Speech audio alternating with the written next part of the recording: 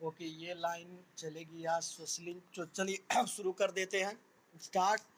तो आज इसके आगे का रसियन रिवॉल्यूशन जो चल रहा, socialism in Russia and Russian revolution.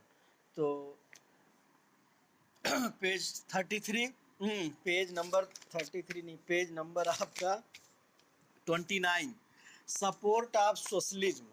ध्यान दीजिए। तो by the 1870s socialist ideas spread through Europe. मतलब 1870 तक जो है सोशलिस्ट आइडिया, एक जो समाजवाद का विचारधारा था, ये पूरे यूरोप में फैलना शुरू हो गया, मतलब फैल गया लगभग लगभग। To coordinate their effort, socialist formed an international body, namely the second international। To coordinate का मतलब आप जान रहे, किसी चीज़ को कोऑर्डिनेशन करना, समन्वय, जो समन्वय समिति होती है, संयोजक जिसको बोलते हैं, कोऑर्डिनेटर। तो कोऑर्डिनेट दियर एफर्ट, अपने प्रयासों को समन्वय करने के, कोऑर्डिनेट करने के लिए इन लोगों ने एक इंटरनेशनल संस्था बनाया। बॉडी का मतलब यहाँ पे संस्था, क्योंकि उसमें लोग शामिल होते इसलिए बॉडी दिया गया है। क्या नाम था उसका? Second international. अगला है worker in England and Germany began farming association. Germany और इंग्लैंड में भी जो वर्कर थे, फैक्ट्री वर्कर्स, इन लोगों ने संगठन बनाना शुरू किया। Fight for better living and working condition, किस चीज़ के लिए? जैसे आप सुने रहे होंगे, अब तो नहीं उतना है, कि पहले जो फैक्ट्रियों में लोग यूनियन बनाते थे, उसका यूनियन लीडर होता था। तो वो मालिक, मतलब फैक्ट्री मालिक के कोई जो, अगर वर्कर के अगेंस्ट कोई चीज़ होती थी तो उसके अगेंस्ट वो लोग मिल करके अपना विरोध प्रदर्शन करते थे, संगठन। तो अब धीरे धीरे इसीलिए ज़्यादातर फैक्ट्रियाँ बंद हो गई और लोग अब ठेकेदारी से लेबर रखना शुरू कर दिए, कोई परमानेंट लेबर नहीं रख रहा है। आप मूवी अक्सर देखते होंगे कि यूनियन लीडर्स, एक अनिल कपूर वाली जो मूवी है, कौन सी, उसमें यूनियन लीडर्स था वो। तो fight for better living and working condition, तो अपने लिविंग मतलब बेटर लिविंग, लाइफ स्टाइल्स और वर्किंग कंडीशन में सुधार के लिए, उसके उसमें बेटर बनाने के लिए, संघर्ष करने के लिए इन लोगों ने अपना संगठन बनाया। They set up funds to help members in time of distress and demand. उन लोगों ने अपना एक फंड भी बनाया जिसमें पैसा लोग कलेक्ट करते थे और अपने सदस्यों की हेल्प करते थे। डिस्ट्रेस मतलब जैसे आज है कि लोगों के जॉब छूट रहे हैं, तो अगर संगठन बना रहा है तो पैसा उसमें अगर है, जैसे समूह में होता है, तो जब जिसको ज़रूरत पड़ती है तो उसका हेल्प किया जा सकता है। And demanded to reduction of working hours जो थे ज़्यादा थे, बेग कम थे, तो उसकी डिमांड कि उसको कम किया जाए वर्किंग आवर को। And the right to vote, vote देने के अधिकार, इन सब मांगों के लिए इन लोगों ने भी अपना संगठन बनाया। In Germany these association worked closely with the social democratic party SPD। Germany में ये संगठन जो है मिल के काम करता था, किसके साथ? SPD, अंडरलाइन कर लीजिएगा इसको, सोशल डेमोक्रेटिक पार्टी, ये SPD, ये लाइनिंग है, okay. And help it to win parliamentary seat, मतलब पार्लियामेंट्री सीट, संसद में सदस्यों की संख्या, मतलब उसको जीतने के लिए उनकी मदद भी करते थे। बाय 1905, 1905 तक socialist and trade unionist form labour party in Britain. आज भी ब्रिटेन में लेबर पार्टी है, आप जान ही रहे हो। दो ही पार्टी है वहाँ पे भी, labour party in Britain and socialist party in France. 1905 तक इन ट्रेड यूनियन मतलब व्यापारिक संगठनों ने एक लेबर पार्टी जो है ब्रिटेन में बनाई और सोशलिस्ट पार्टी फ्रांस में। ये लाइन है ऊपर। हाउएवर टिल 1914, 1914 तक socialist never succeeded in forming a government in Europe. फिलहाल 1914 तक जो है सोशलिस्ट जो थे, समाजवाद के लोग जो थे, ये सरकार बनाने में सफल नहीं हुई है। अब ये जान लीजिए कि वही दौर आ गया हमारे यहाँ भी। इंडिया में भी नेशनलिस्ट दौर चल रहा था। इंडिया में भी हमारे लीडर संघर्ष कर रहे थे, हम लोग संघर्ष कर रहे थे अगेंस्ट ब्रिटिश गवर्नमेंट के। लेकिन वहाँ पर उस तरह की सिचुएशन नहीं थी। वहाँ पर भी जो है ये लोग तानाशाह एक तरह से या मोनार्क इनसे लड़ रहे थे। और 1914 के बाद ही वर्ल्ड वार हुआ। ऑटोमान डायनेस्टी, खिलाफत movement, the socialist neighbours, yes, आगे, represented by strong figures in parliamentary politics, मतलब संसदीय राजनीति में जबकि अपने इनका रिप्रेजेंटेशन बढ़ा था। दियर आइडियाज डिड शेप लेजिस्लेशन, उनके विचारों को एक तरह से संवैधानिक रूप दिया जा रहा था। मेक लॉ, लेजिस्लेशन माने वैधानिक, make law, but government continue to be run by conservatives, लेकिन सरकार किसके द्वारा चल रहा था? कंजर्वेटिव मतलब रूढ़वादी, जो ट्रेडिशनल सिस्टम थे, रूलिंग क्लास, नोबल वर्ग। लाइट चली गई, चलिए कोई बात नहीं, इससे देखते हैं। हाँ,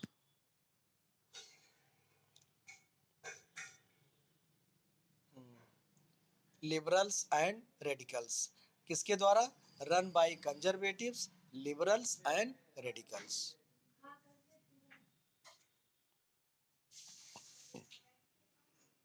यहाँ ये फिगर की बात आप समझ लीजिएगा। This is a painting of the Paris commune in 1871 from illustrated London news 1871। It portrays a scene from the popular uprising in Paris between March and May 1871। Paris में जो है पॉपुलर अपराइजिंग मतलब जो लोगों का एक तरह से संघर्ष बढ़ रहा था, लोगों को सपोर्ट मिल रहा था, वही दिखाया गया है।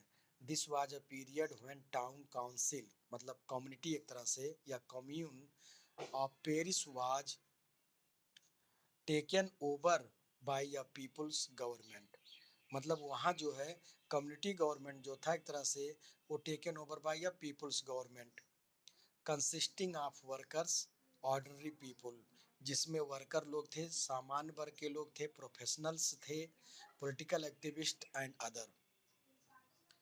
The uprising emerge against a background of growing discontent मतलब असंतोष against the politics of French state, उसके खिलाफ लोगों के अंदर एक असंतोष जो व्याप्त हो रहा था। The Paris commune was ultimately crushed by government troops, और ये जो ultimately crush by government troop मतलब सरकार के जो सैन्य बल थे उनके द्वारा इनको क्रश कर दिया गया, दमन कर दिया गया। देखिए यहाँ पे ये सैन्य बल और उधर ये लोग हैं पीपुल्स जन सोशलिस्ट के लोग, इनका दमन किया जा रहा है।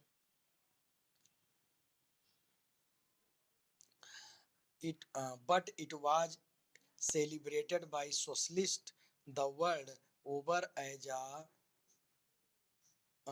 prelude to सोशलिस्ट रिवॉल्यूशन, लेकिन एक तरह से उसका लोग स्वागत भी कर रहे थे, उल्लास भी मना रहे थे, जिससे कि एक सोशलिस्ट रिवॉल्यूशन के रूप में वो लोग देख रहे थे, एक समाजवादी क्रांति। The Paris commune is also popularly remembered for two important leges, one for its association with the working workers के साथ संगठन, रेड फ्लैग लाल झंडा, देखिए इसलिए कम्युनिस्टों का लाल झंडा था, जो कम्युनिस्ट पार्टी थे उनका लाल झंडा, उस पर हंसी हथौड़ा तारा बना होता है, तो ये कम्युनिस्ट रसिया में आज भी लाल, that was the flag adopted by the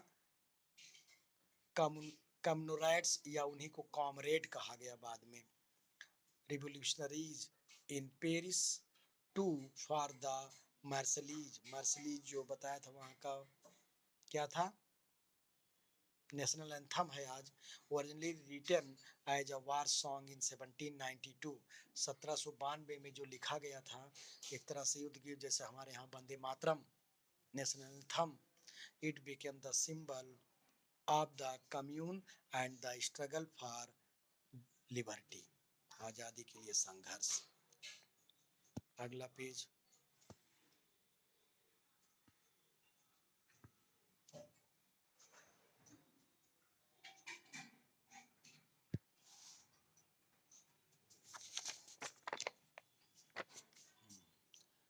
चलिए आ जाइए। सबसे पहले अब हम चूंकि इसमें रसिया की बात करना, चूंकि फ्रेंच वगैरह हो गया, रसियन रिवॉल्यूशन। तो in one of the least in इंडसमिलिएटेड,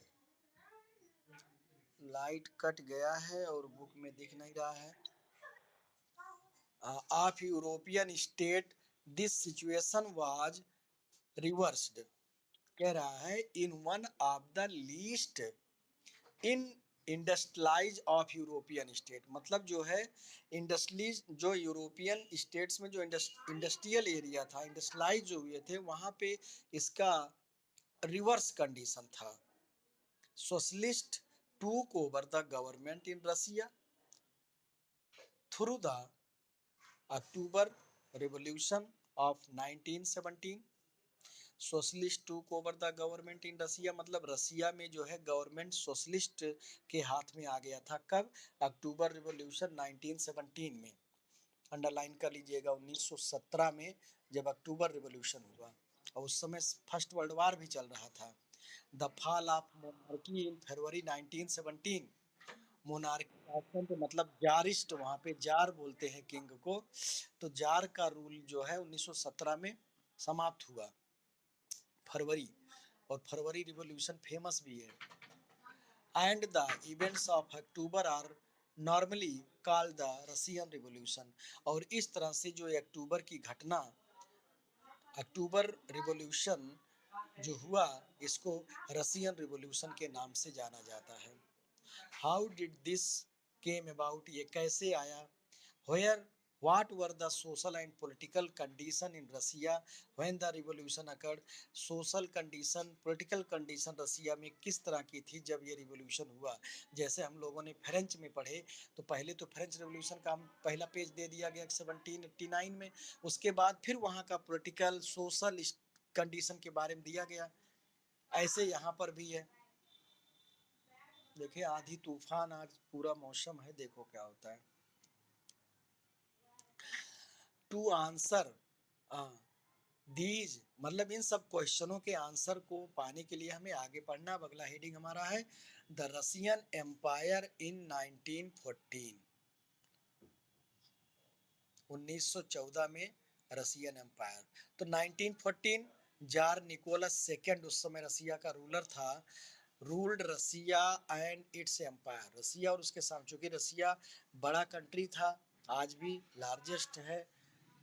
beside the territory around Moscow, Moscow उसकी कैपिटल है, मतलब हाँ, यस।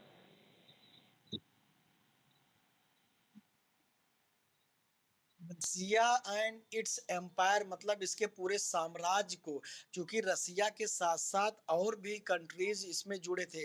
रसिया का तो जब डिवाइडेशन हुआ, रसिया बटा, तो करीब 7-8 कंट्री रसिया से अलग हुई है ना।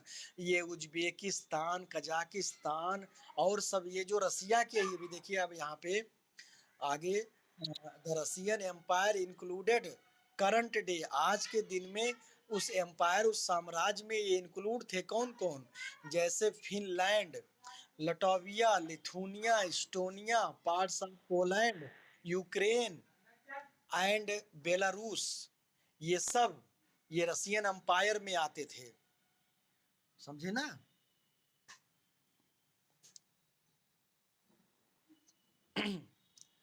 मतलब रसिया एक कंट्री तो है ही है, लेकिन ये सब भी उसी साम्राज्य में उसके अधीन था। जैसे हमारे यहाँ ओल्ड के समय में गंधार, फला-फला और सब चीज़ें, मतलब दूसरे भी जो कंट्रीज़ में आज हैं, वो सब अफ़गानिस्तान तक, श्रीलंका और अदर पार्ट तक भारत का राज फैला हुआ था।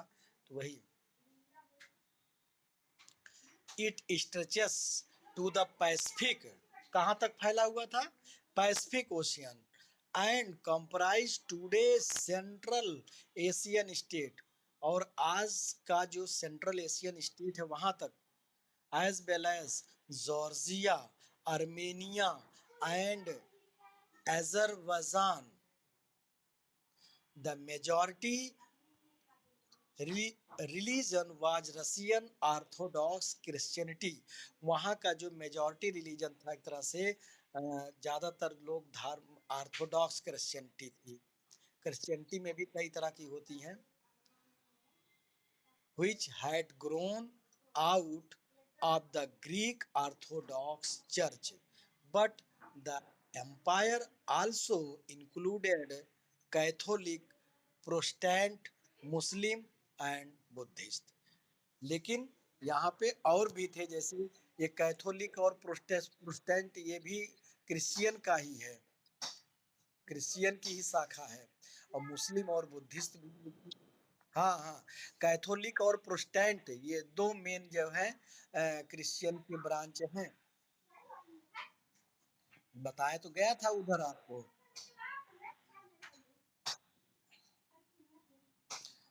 तो ये आपका यहाँ पे नीचे जो दिया गया यूरोप का है, यूरोप कंट्री आप देख सकते हो।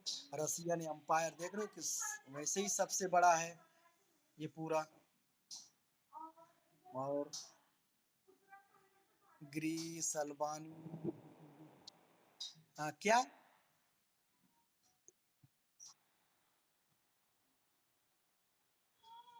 ओ, central power and allied power. Axis, axis power या सेंट्रल पावर और एलीड पावर, तो दो ग्रुप, समझे ना, दो संगठन बने।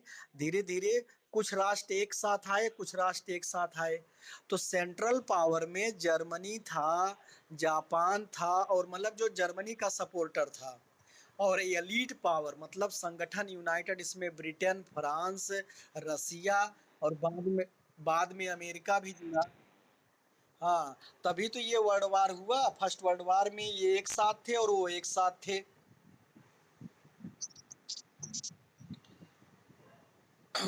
अब जो इस कलर से दिया गया, ये सेंट्रल पावर है इसमें।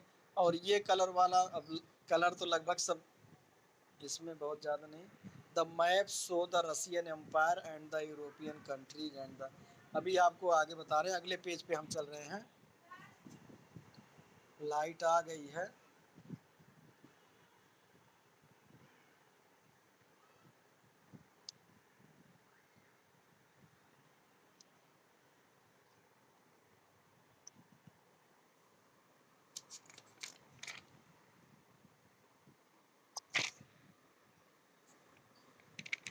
कौन सा पेज हो है? हाँ, ठीक। एक दो, ये आपका रसियन एम्पायर 1914, जार निकोलस का फोटो था। ओके, आगे हमारा है point two, economy and society. भाई फ्रेंच में भी तो हमने ऐसे पढ़ा था, पॉलिटिकल सोसाइटी। अब हम इकोनॉमी एंड सोसाइटी के बारे में, इकोनॉमिक कंडीशन, तो यहाँ पे आपका है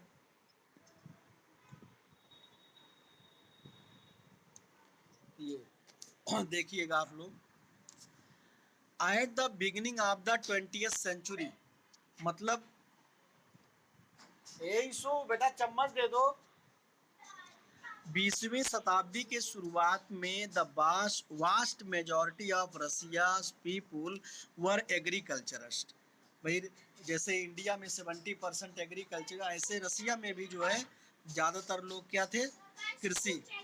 नहीं, हाँ, about 85% of the Russian Empire population earned their living from agriculture। पूरे रसियन साम्राज्य की जो जनसंख्या थी वो 85% लोग जो है अपनी जीविका के लिए कृषि पर डिपेंड थे, मतलब खेती करते थे। हाँ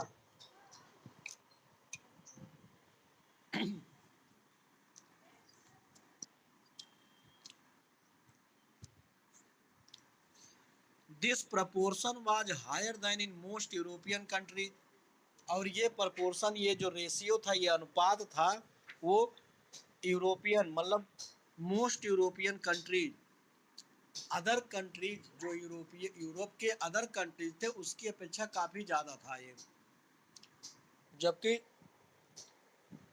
अदर जैसे फ्रांस है, ब्रिटेन है, जर्मन, और इन सब में ज़्यादा एग्रीकल्चरिस्ट नहीं है। यहाँ पे इंडस्ट्रीज ज़्यादा थे, आज भी है, खेती कम होती वहाँ पे।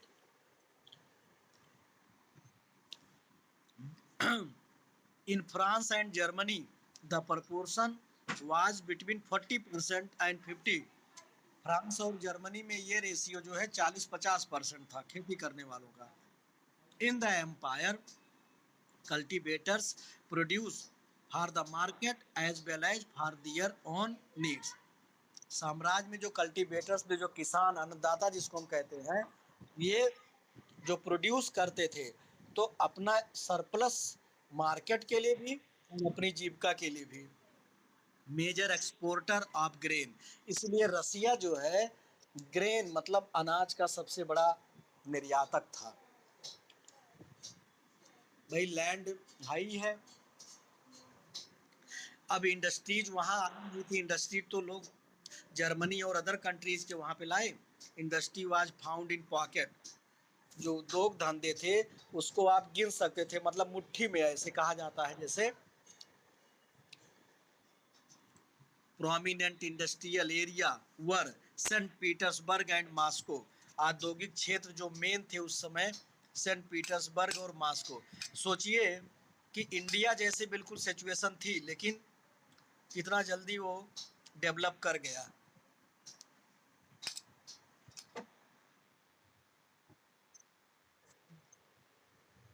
और क्या, इंडिया से भी खराब स्थिति। भाई उस समय इंडिया भी तो यही समस्या झेल रहा था। हम दूसरों के अधीन थे, हमारे।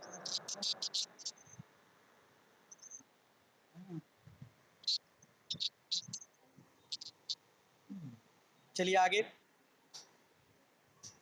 इंडस्ट्री वाज, यस, इंडस्ट्री इतनी कम थी कि उसको आप मुट्ठी में मतलब गिन सकते थे कि 10-5 ऐसी। और मेन इंडस्ट्रियल एरिया जो था, hello, P, Petersburg and Moscow. आवाज ना है बेटा, नहीं तो क्लियर सुनाई नहीं देगा।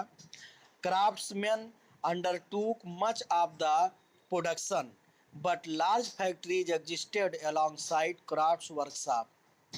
कह रहा है craftsman undertook much of the production, जो क्राफ्ट्स पर्सन होते थे, एक तरह से हैंडीक्राफ्ट मतलब लघु उद्योग, जो जैसे कॉटन बीबर्स थे, पोट्री मेकर्स थे और अदर, तो ये ज़्यादातर प्रोडक्शन ये लोग देते थे। लेकिन कह रहा है बट लार्ज फैक्ट्रीज एग्जिस्टेड, बड़ी बड़ी फैक्ट्री भी उन्हीं क्राफ्ट शॉप के साइड में ही जो है थी। Many factories were set up in the 1890s। 1890 के दशक में जो है कई फैक्ट्रियां बनाई गई। When Russia's railway network was extended, जब रसिया का रेल नेटवर्क को विस्तार किया गया। And foreign investment in industry increase, foreign invest मतलब विदेशी लोग जो है वहाँ पे फैक्ट्री लगाना शुरू किए। Coal production doubled and iron and steel output quadrupled. मतलब भाई मिनरल्स तो थे ही रसिया में, लेकिन जब इंडस्ट्रीज लगे तो कोल का उत्पादन, other mineral, iron and steel, इन सब का उत्पादन बढ़ा। By the 1900 in some areas factory workers and craftsman were almost equal in number. और कुछ एरिया में तो जो फैक्ट्री में काम करने वाले थे और जो क्राफ्ट्समैन, इनकी संख्या लगभग बराबर थी। Most industry was the private property of industry. ज़्यादातर उस समय इंडस्ट्रीज जो थी वो प्राइवेट प्रॉपर्टी थी, मतलब व्यक्तिगत लोगों ने लगाया था, उद्योगपति।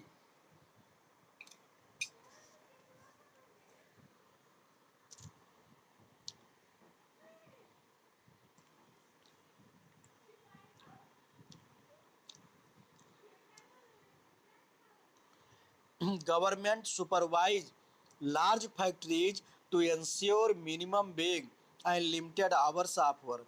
और गवर्नमेंट जो थी वो सुपरवाइज करना मतलब एक तरह से नियंत्रण देख रेख बनाए बड़ी बड़ी फैक्ट्रियों में कि मिनिमम वेज जो मिनिमम मजदूरी है और काम करने का समय जो है लिमिटेड आवर्स ऑफ वर्क, इन सब चीज़ों पे गवर्नमेंट जो है नज़र रखती थी। But factory inspectors could not prevent. नहीं, मतलब मिनिमम वेज का मतलब है कि एक सीमित मतलब न्यूनतम मजदूरी, यस। और लिमिटेड आवर्स मतलब एक काम करने का एक लिमिटेड समय हो, सीमित। बट फैक्ट्री इंस्पेक्टर, लेकिन जो फैक्ट्री इंस्पेक्टर लोग होते थे, चेक करने वाले, could not prevent rule being broken, मतलब रूल बीइंग ब्रोकन, रूल को टूटने से बचा नहीं पाए। इन craft units and small workshop the working day was sometimes 15 hours, मतलब कुछ क्राफ्ट इकाइयों में और स्मॉल वर्कशॉप छोटे छोटे कारखानों में काम करने का टाइम 15 घंटा था, compared with 10 to 12 hour in factories. जबकि बड़ी बड़ी फैक्ट्रियों में 10 से 12 घंटा था, तो वहाँ शोषण होता था। एकोमोडेशन बैरिड, मतलब सुविधाएं जिसको हम कह सकते हैं वो बैरिड फ्राम रूम्स टू डॉर्मेटोरीज, मतलब कि ये फैक्ट्री से लेकर के क्राफ्ट्समैन क्राफ्ट शॉप और वर्कशॉप तक में अलग अलग थी सब जगह पर।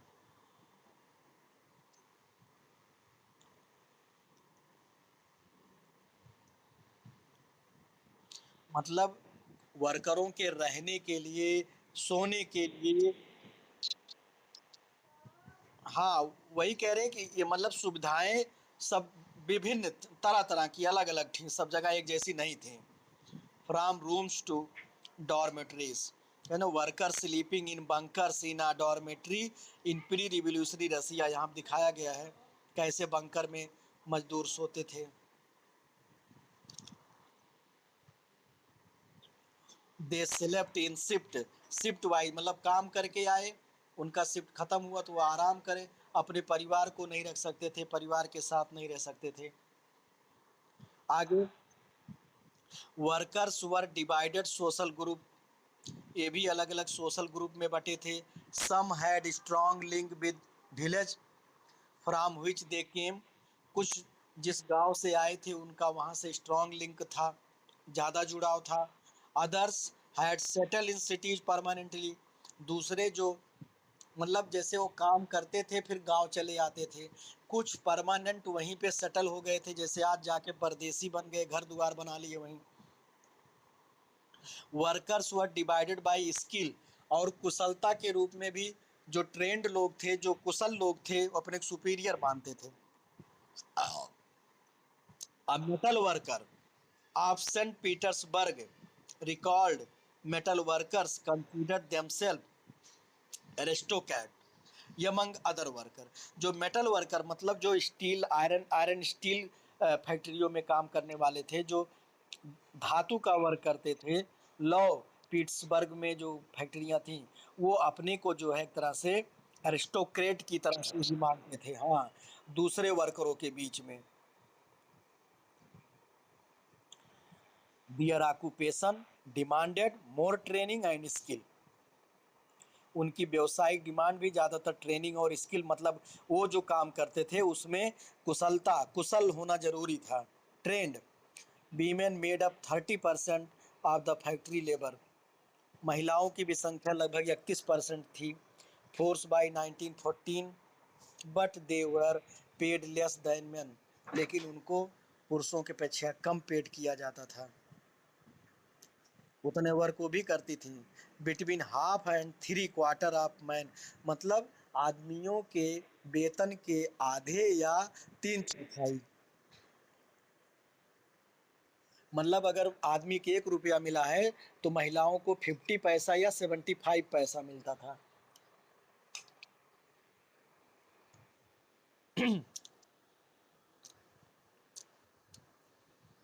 but they were paid less. The men. Division among workers showed themselves in dress and manner too. मतलब उनके पहनावा में भी डिफरेंस था. Some workers form association to help member. कुछ वर्कर्स अपना संगठन बनाए थे अपने सदस्यों की हेल्प करने के लिए. अनएम्प्लॉयमेंट, बेरोजगारी के समय और फाइनेंशियल हार्डशिप, मतलब वित्तीय समस्या के समय. बट सच एसोसिएशन, हाँ, लेकिन ऐसे संगठन कम थे.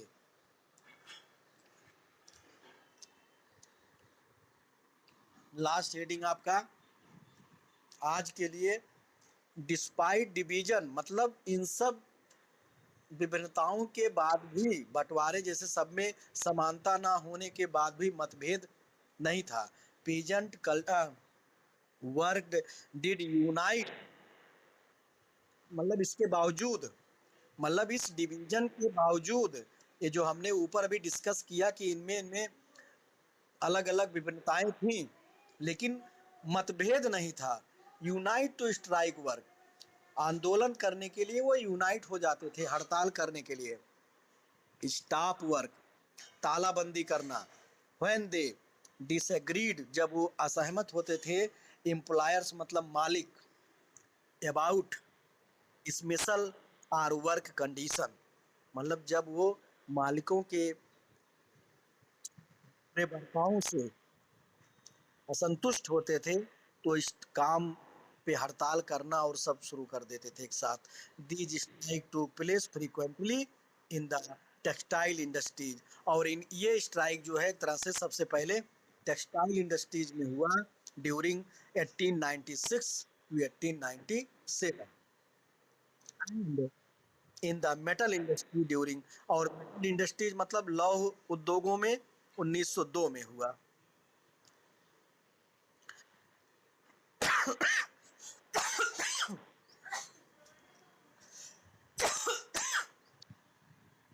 इन द कंट्री साइड, ग्रामीण एरिया में, peasant cultivated most of the land, ज़्यादातर खेती पर लैंड पर खेती करते थे. But the nobility, the crown and the orthodox church owned large properties, ज़्यादातर खेत इन्हीं के पास थे, रेस्टोक्रेसी के पास, नोबेल्टी के पास, प्रिंस, और ऑर्थोडॉक्स चर्च, जैसे वहाँ पढ़े थे clergy noble. Like workers peasant too were divided, worker की तरह पीजेंट भी बटे थे, इनके में भी अलग अलग विभिन्नताएं थीं. दे were also,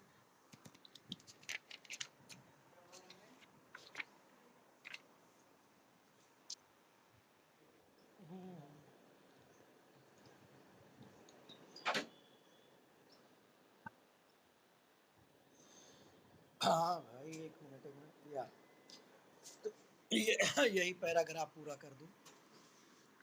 they were also deeply, वो भी जो है डीपली रिलीजियस, मतलब रिलीजियस थे, अलग अलग धर्म को मानने वाले थे अपने. But except in a few cases, लेकिन कुछ मामलों में, एक्सेप्ट मतलब इसके अलावा, they had no respect for the nobility, वो नोबेल्टी का सम्मान नहीं करते थे. Nobles got their power and position through their services to the tsar, जो नोबल वर्ग के लोग थे ये अपना पावर और अपनी पोजीशन किसके, जो वहाँ रूलर थे, जार, उसकी सेवा करके पाते थे. नॉट थ्रू लोकल पॉपुलरिटी, उनको पॉपुलरिटी नहीं थी, मतलब समाज में उनको लोग पसंद नहीं करते थे. दिस वाज अनलाइक फ्रांस, मतलब ये फ्रांस के विपरीत था. फ्रांस में लोग जो है ऐसा नहीं था. During the French revolution in Brittany peasant respected nobles, French revolution के समय में ब्रिटेनी में जो पीजेंट लोग थे ये नोबल का सम्मान करते थे. इन फॉट फॉर देम, उनके लिए लड़ते थे. In Russia peasant wanted the land of the noble to be given to them, जबकि रसिया में पीजेंट चाहते थे कि नोबल के लैंड उनसे लेकर के हम लोगों को दिया जाए. तो डिफरेंट था यहाँ किसान आंदोलन। फ्रीक्वेंटली दे रिफ्यूज टू पे रेंट, उन्होंने रेंट देने से मना कर दिया। एंड इवन मर्डर लैंडलॉर्ड, और जमींदारों का कत्ल भी किया गया। 1902 this occurred on a large scale in South Russia। 1902 में तो बड़े पैमाने पर ऐसा किया गया, लैंडलॉर्ड को कत्लेआम किया गया। एंड इन 1905 1900 संडे रिवॉल्यूशन के नाम से जाना जाता है, 1905 संडे क्रांति। Such incident to place all over Russia, और ऐसी घटना तो पूरे रसिया में हुई। आगे paragraph, Russian peasant were different from other European, Russia के किसान जो है अदर यूरोपियन पीजेंट से बिल्कुल डिफरेंट थे। अदर वे, हाँ, their land together periodically and their commune, मतलब वो अपने लैंड को जिस तरह से बांट देना। पीरियडिकली मतलब एक, चलो कट गया कोई बात नहीं है,